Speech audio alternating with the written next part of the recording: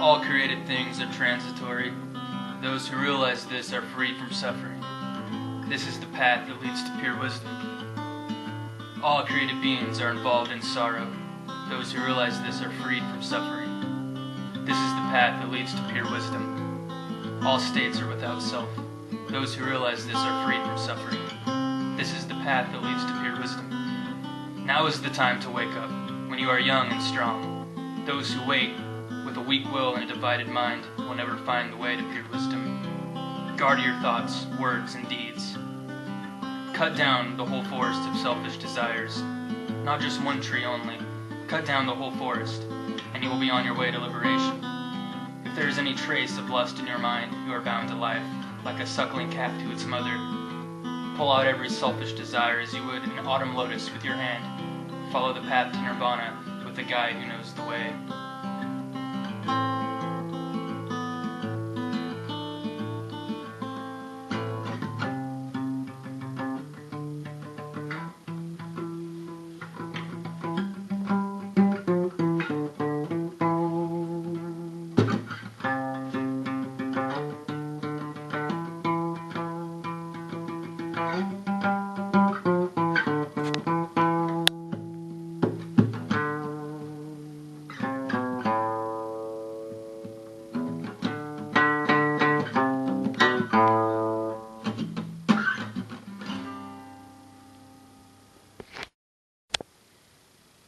Hey, welcome back to the Eclectic Podcast. We're back. Been on a bit of a hiatus, but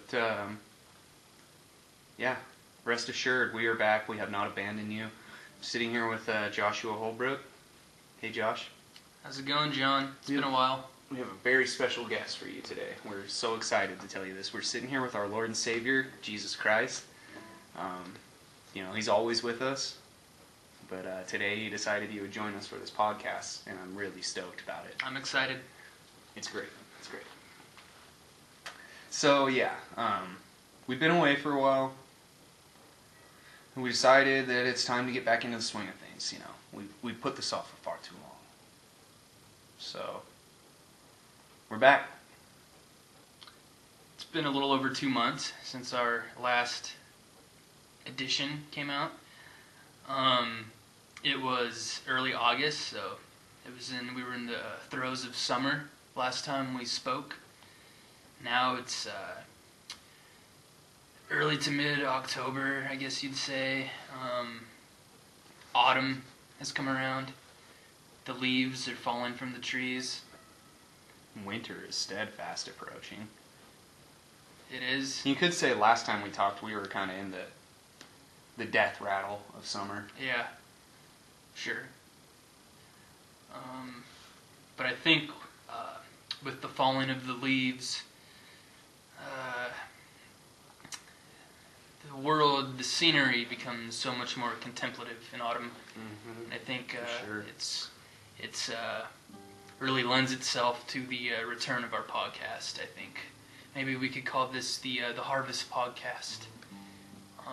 If we were pagans, like many of our Western European ancestors, this time of year would be one for celebration and the giving of thanks and the taking stock of all the bounties that the previous year has gifted to us. So I think the stage is set for a regular return of the Eclectic Podcast in this season. It's good to stay regular. We are in a new location. I don't know if we mentioned that already. No, we have not. Our new headquarters are located in Pullman. East of the mountains. For privacy reasons, we're not going to give out our address. But, yeah, it is a contemplative season. You know, something I was thinking today, kind of briefly talked about it earlier, and with the topic of seasons changing and all that, it kind of fits in, like attributing the seasons of the year to our lives. Yeah. So, like, way I see it, like, in your youth, you know, from birth till, I don't know, 18, 20, somewhere in there. It's like spring, kind of growing up and blooming. Yeah, everything's fresh. Yeah. Everything's in bloom. Everything's new.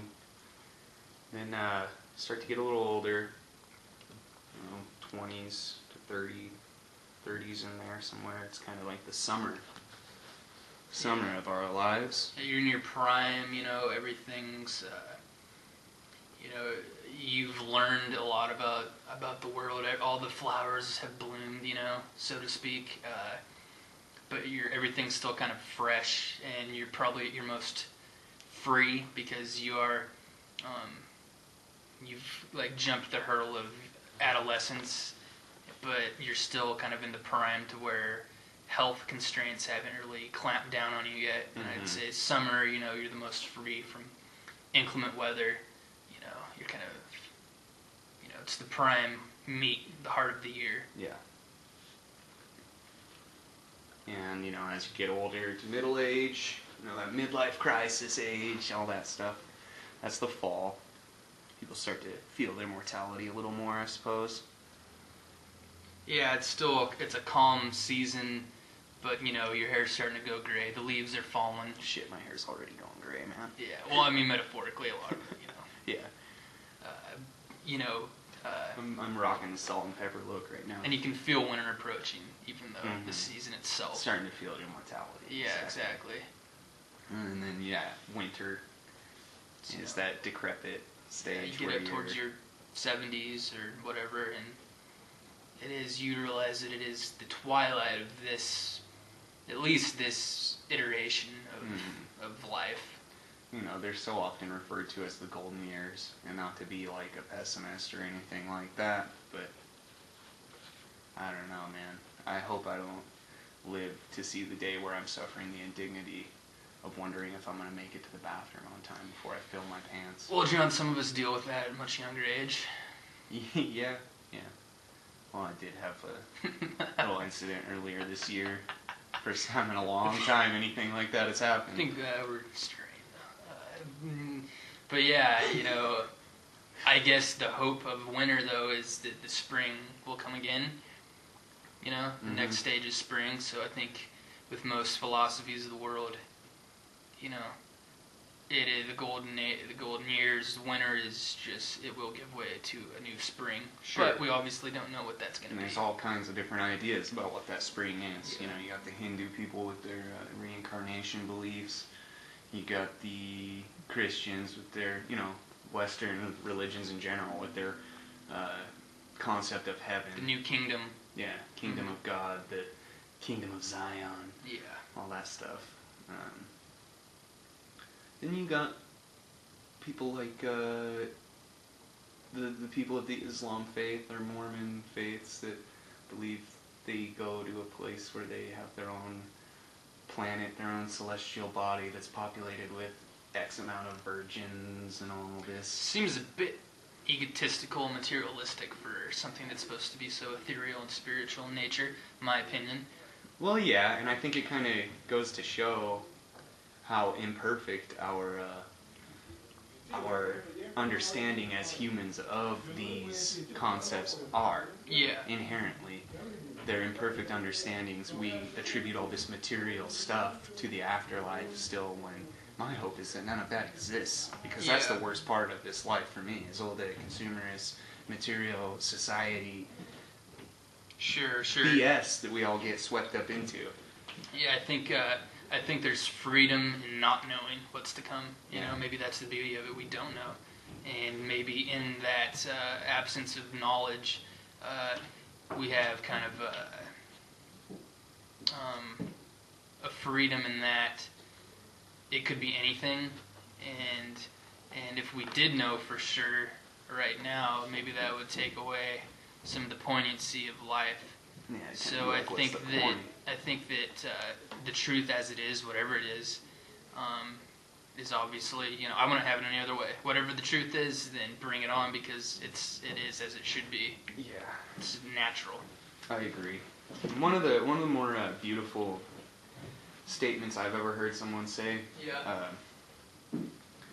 In a kind of theological, religious kind of conversation, such as this one. Yeah. Is a good friend of mine, very near and dear to my heart. We were having a discussion about this one time, about these kinds of things, about the afterlife and whatever. And he said something to the effect of, I believe that wherever a person believes they go in their heart of hearts when they die, that's where they go. And that to me just seemed like so simple yet so amazing of a belief. Yeah. It just seemed powerful. Definitely, and I think that kind of reverberates the same general philosophy of a lot of Eastern religions,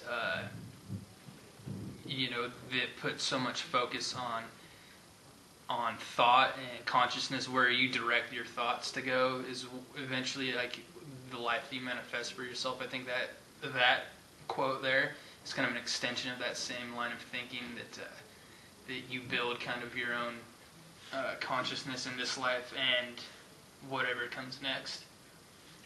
Yeah. It's like, I have no idea what's going to come. I find it somewhat comforting to think that there is something after this life. Mm-hmm. But, not going to know the difference if there's not. Yeah. I don't know. It's just an interesting topic for me to explore. Yeah, it's too... like people, we just can't. It's too much. It's too grand of a topic, really, for us to actually wrap our heads around. So I think that trying to arrive at answers is foolhardy and impertinent in and of itself. I think the questions are more important than the answers a lot of the time, though. Especially I think when all we're talking about the this kind time. of stuff. Yeah. So I mean, it's fun to contemplate, and it's interesting to ponder what could be, but I don't think that you need to. I think that it's important to not try to set a goal for yourself to like arrive at some steadfast, some kind permanent of conclusion. answer. Yeah, some resolution, because it's never going to come. That's something like we've always talked about. I've used this analogy many times on this podcast. The spiritual growth is attributed to rowing upstream. Once you're convinced you got the answer, circling backwards. Yeah, exactly. That's really good. Just gotta constantly keep that shit in perspective. So, what's new in the world? We have this. We're in the middle of this big federal government shutdown. Yeah. Still ongoing? Yeah, the last I heard, I think it is. It's messed up. And admittedly, neither of us are really in the loop with this whole thing. I don't really know the nitty-gritty details of what caused the government to go on this hiatus. I know that basically it was the result of the inability of I think the Congress and the executive branch to come to some sort of an agreement. So I think it's basically... It's over the budget, right? Yeah, it was like the budget... what do they call it? There's like a fiscal cliff. Fiscal cliff, yeah. So it's basically, Democrats and Republicans bickering and not being able to agree on anything in time to, prevent this government shutdown. So it's basically the result of just a petty argument between those two sides. Mm-hmm. I think that is, is an accurate general breakdown of it. As most of these crises are, just a pissing contest. Yep. What it boils down to between the two diametrically opposed factions of our government. Yeah, I think, this whole summer we're doing these podcasts and just talking about how, the evils of the two-party system, and I think that it's poignant that this actually did occur here, because it's like just another example that just goes to show how ridiculous not only the people that populate these two parties that are in power are, but just the fact that that the average people, the average Americans, keep voting these people into power, and they keep siding. And you know what? Like, what's it going to take for people to abstain from throwing their name into the hat, so to speak, with their vote, and just, well, I'm going to side with the lesser of two evils, or what they perceive to be the lesser of two evils. Yeah. And it just perpetuates the system. Like, let's really have a conversation about maybe none of us voting for Democrats or Republicans anymore. Let's flush out the government. That's what I think. It's another example of why we need to do that. Well, yeah, and I think that would be a good idea altogether. But it would be near impossible to get everyone on board with that, Because you got all these Bible Belt hard right-wingers, and you got people of the opposite side that are just hardcore Democrats, and, people are set in their ways. We talk about the dangers of that on this podcast all the time, and some of those people aren't going to budge. And the more we try to push them in the right direction, the more they're going to resist it. Yeah. But it comes back to the thing that we've talked about a lot, that the best way to fix this problem is to raise kids more open-mindedly, and in the hopes that the coming generations will cease to be subject to this two-party system. Psychologically, they don't feel like they need to lump themselves in with one side or the other. Mm-hmm. I think that really is the only way, because like you said, so many people are set in their ways, one side or the other, and they're not going to change, regardless of whatever facts or logic, is staring them in the face. I think the real hope is just, hopefully, this fucking gridlock will subside over time as new people grow up, get the right to vote, get into the system. I don't know. I don't know how realistic that is either, but I think that's the best hope. And part of me, rewinding back a little bit, part of me wants to say that this whole fiscal cliff and government shutdown and all that shit, it's kind of scare tactics to a certain degree. Because you better believe, and if it's not scare tactics, then at least this much: the politicians have nothing to lose by not setting this up. Because if they had something to lose, you better bet your bottom dollar that they would do everything they can to avoid the government shutdown. Oh, absolutely. But they're still getting paid. Exactly. And they're not going to lose their position of power. That's what I'm saying. They're complacent in their positions. And their duties. And they're not afraid of being held accountable at all. Yeah, well, they know that they're not going to really be held accountable. They'll be, They just know they have to wave their magic wands, distract people, and say the magic words, and people will re-elect them.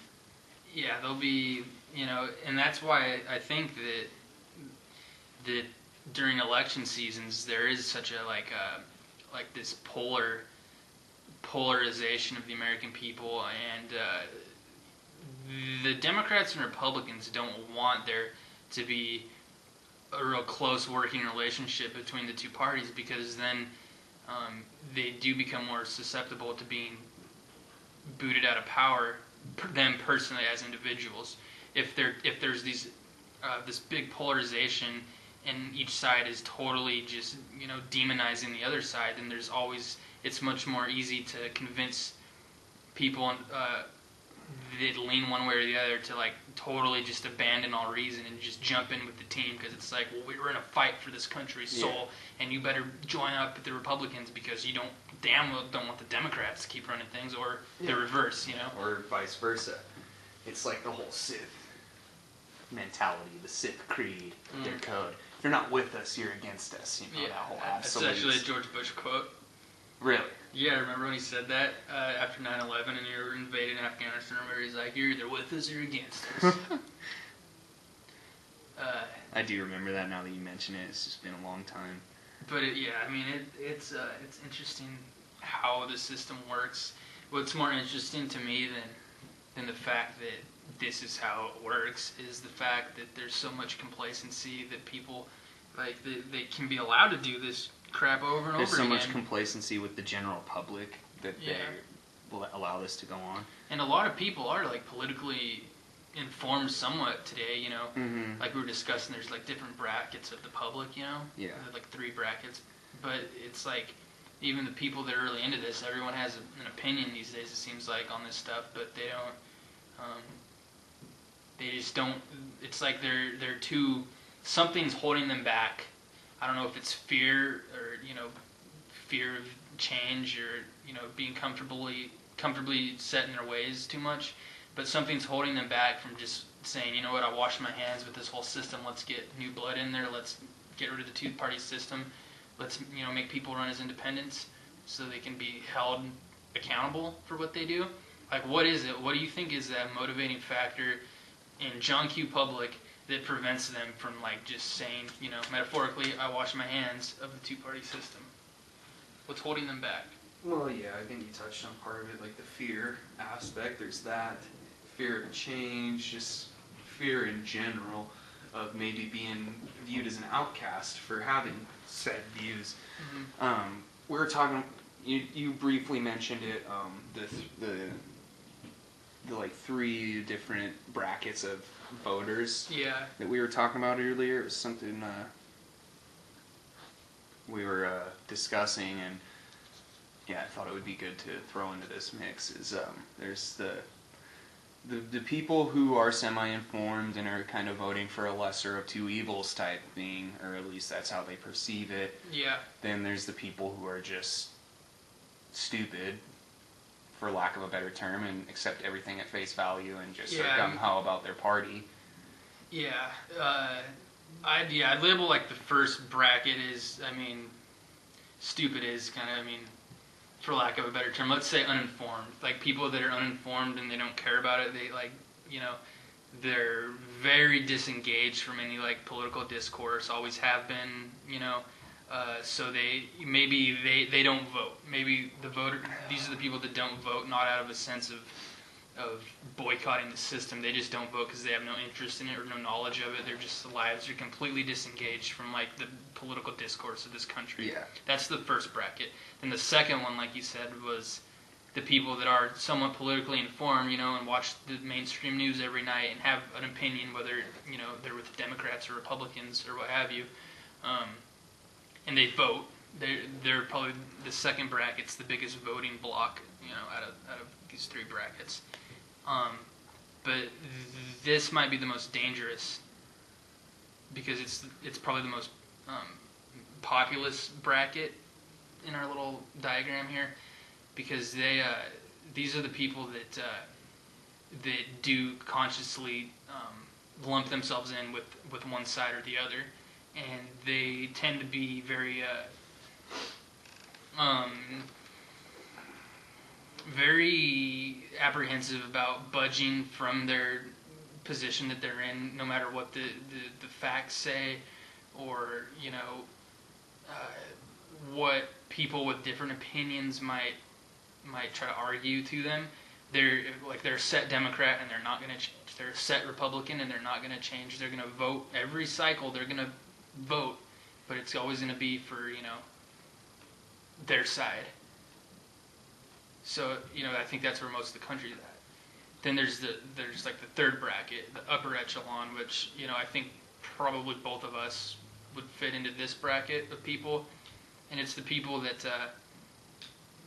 are politically, you know, informed and in the loop, like the people of the second bracket, but they don't vote. They don't align themselves with either Democrat or Republican parties, and you know, they don't vote because they feel that the system is corrupt and that their vote doesn't really matter, and that it is kind of a waste of time, and they see through the illusions and, like, the puppetry of Democrat versus Republican, you know, talking heads on the news every night. Yeah, they see that the system is broken, and yeah, I would align myself probably with that the most. I don't vote out of like a sense of boycotting or just being jaded with the whole government structure as it stands right now. But the more I think about it, I don't think it's the right way to go about it. I don't want to, like, to throw a South Park analogy at you, have to choose between a giant douche and a turd sandwich, but at the same time I don't want to forego my chance to have my voice heard. So it's like a catch-22. Well, maybe that's why we do this type of thing. It's like, yeah, I agree, I want my voice heard, but at the same time, I don't think it's going to be heard that way. Well, it's not going to be heard through the vote because your vote doesn't count. It really doesn't. I mean, just based on like the way that the electoral college is set up in this country, just that alone. I mean, if we're technically and literally looking at does one person's vote count? Well, no, it doesn't. But it goes way deeper than that. Like we were saying, I mean, like the candidates, people that get to that point of even being nominated for a major political party. I mean, it's so corrupt that I really don't think voting, it doesn't do anything. Maybe some local matters, and maybe I think the best example today in our country of true representative government is like something like gay marriage or like the marijuana bill that passed. Like these things that like these initiatives that the people of the state do vote on, and then it comes down to your vote does count. Like that's like the best example that I can see in today's system. Yeah. And I think more things on the federal level, in the legislative and executive branch, like when we're electing people for these positions, should be more in the same vein of like state initiatives. You know what I mean? Like, that's like true democracy. That's rarely when we put forth these questions do we have any good ideas to like back them up or alternatives to present. Yeah. Kind of just like, here's what's wrong, fix it. Figure it out. We don't know how. Yeah. But that's what you need to fix. That's actually a good idea. Like maybe our first good idea we've ever had on this podcast. Well, I mean, it's something we've always talked about. Good really. Job. Gold star for me. No, but like it's something we've always talked about, and like another thing we were talking about earlier is how maybe there should be some sort of a test that people like you have to pass a test to get your driver's license. You have to show some level of competency in order to operate a motor vehicle on roads. Maybe immigrants have to pass a test in order to become a citizen of this country to demonstrate their familiarity with American society or whatever it is, American law. I think that maybe there's two like things. Like one of them is like the true representative, like have the whole country set up as like a state initiative type of ballot where your vote does really count. It's up to the people to vote. But with that freedom, you also want to inject some responsibility onto the voter and say, well, you need to prove competency that you have competency to vote. Mm-hmm. And you have to pass some sort of a written test that shows you're intellectually competent to have a vote on this country. I don't mean it's like some friggin' calculus, like trigonometry hard quiz. Exam. Yeah. Just something that proves that more than anything that you actually do have some level of interest in this and commitment, and you're not just voting because it's like the cool thing to do or whatever. Yeah. And I don't know what would be on this test. Maybe just prove you understand how the government works at a basic level, and maybe throw in some American history in there to show that you have some context for decision making. And it doesn't mean that that this test will in one way or the other try to sway you in a way to vote, because that's totally up to you. That's your freedom. But just a basic general test that would allow a person to show that they're competent enough of a thinker to merit the right to vote. I think if you couple that with actually opening up the voting system to more truly representative kind of setup, then I think that would be. I mean, I don't see the downside to that at all. I think it'd be better than what we're doing. Yeah. Yeah, definitely. Worst case scenario, it would be as good or better than what we're doing. Best case scenario, we advance leaps and bounds when our government's actually helping people rather than oppressing them. Yeah, it'd have to. I think the Democrats and Republican parties would exponentially lose power with every election cycle after, this hypothetical change were to take place. I think their loss of control, their grip on American government would exponentially decrease with every election cycle. And that would be the hope. Yeah, I mean, that would be the hope. That would be the goal. And it would be a sweeping change, but I think that's what this country needs right now. Yeah. I agree. It's like it's almost like our voting system and the way government's set up right now is almost like we're an alcoholic. It's like we keep going back to the same thing, trying to expect some different result, and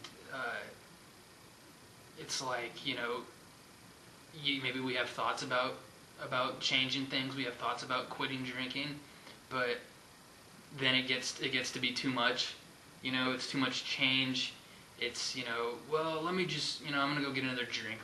One more time, let me go get a case of beer and then I'll sit down and think about this. Yeah. It's like alcoholic behavior or something like that. It's like we keep going back to the same thing, expecting different results, and we keep abusing the same thing, whatever it is, that got us into the state we're in. It's like we're afraid to let it go. That's a great analogy. The insanity of the alcoholic or the drug addict, whichever you prefer, is that they keep doing the same things, expecting different results. Mm-hmm. Yeah, that's exactly where our government finds itself. So that's a great analogy. That was awesome. Yeah, well, I think it's pretty on base with what's happening. Yeah.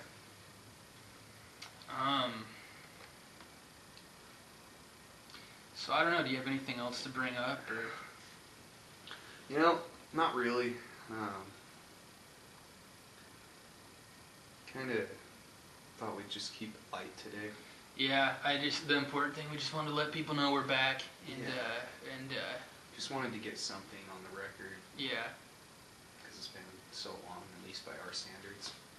Yeah. We're used to doing 1 to 2 of these a week. It's been over a couple months. Hopefully we'll get going here again and be able to do some more frequently. We've been busy. There's been a lot going on, but we'll try to do more, try to get them out more. Yeah, it's not that hard when we actually sit down and take the time to do it, so. Yeah. We'll kind of get in the swing of things, and hopefully we'll be in more regular contact with you, the listener. All right, then. Well, thank you for joining us again. Bye. See you later.